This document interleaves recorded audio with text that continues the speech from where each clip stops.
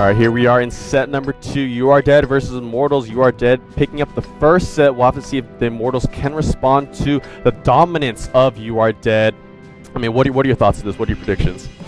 I don't know. It seems like compared to the first map, they got to do something very differently. I'm not sure exactly what they're going to pull, but it has to be something different. Definitely, yeah. I mean, the Immortals, I've never seen them before, but you know, looking at them in the first set, like especially in the situation they were in, they could have at least risked something. They honestly, they had nothing to lose. Yeah, they had nothing to lose. They could have just went out there. They would have lost, even if they lost that engagement. They would have lost anyway if they were just to sit back. In any case, we are seeing both these teams kind of moving towards that central hilltop as expected, and their tank lineup actually quite different. On the Immortal side, they did go for the same or a similar tank setup as the previous set. They did switch out that WZ-132 for, of course, a T-32, and on the You Are Dead side, they are going for one AMX-50, two T-69s, and of course, two AMX-13s. So a lot more mobility coming out from the You Are Dead team. Yeah, and it seems like Immortals making a little push here for the hilltop. Do you think this hilltop in the middle here is definitely the place they got to be to take position in the middle of this map? Once you take control of the hilltop, you pretty much have access to the entire map. As long as you have vision, you can pretty much get shots onto most of the map. So yeah, a lot of times we do see these teams kind of rushing this hilltop, and actually quite surprising, the Immortals taking the hilltop first. They do of course have the heavier guns, so I think the You Are Dead team, they were a little bit hesitant on actually going up the hilltop, because if they did actually engage the Immortals team, they would have lost the firefight. Oh, and a nice shot coming out from the Immortals, taking out the AMX-13. That is not looking good for the You Are Dead team. That is a huge tank. Taking out, I mean, that's 8 tier points right there. Of course, You Are Dead did take out 2 tier 1 light tanks on the Immortal side. However, I mean, that AMX-13 is just so valuable. They shouldn't have. What the You Are Dead team is, they went for the eastern side over here, and while they're going for the eastern side, since the Immortals were up on the hilltop, the Immortals got free shots onto the You Are Dead. Yeah, onto the You Are Dead team.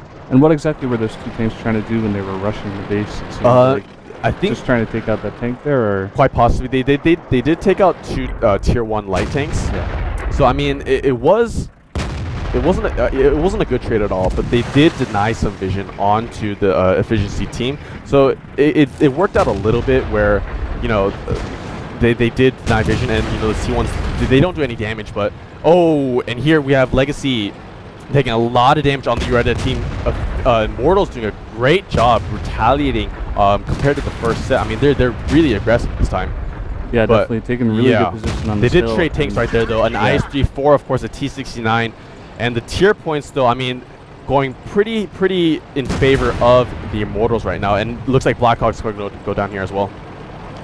Yeah, taking out 2 tanks here is definitely a big help for this Immortals team. Let's see if they can take out this set. It'll definitely be a big help to their morale. Yeah, you definitely don't want to go 2-0 against You Are Dead. I mean, the second You Are Dead are 2-0 up in a series, they're completely aggressive. They rush you, and there's really, I mean, you can defend against a rush, but I mean, if they're rushing you in the first, you know, 10-20 seconds, then a lot of times your team is disorganized, and you just get stomped. Yeah, and facing like the season 1 champions from last season, when you're pretty much an unknown, is pretty intimidating in itself. When you're down 2-0, it's not going to help your morale at all. Yeah, definitely. And the You Are Dead team losing most of their heavy forces, only 2 tier 8s left remaining on the You Are Dead team, a T-69 and an AMX-13 versus 4 heavy tanks. So I really don't see You Are Dead actually pulling out this set.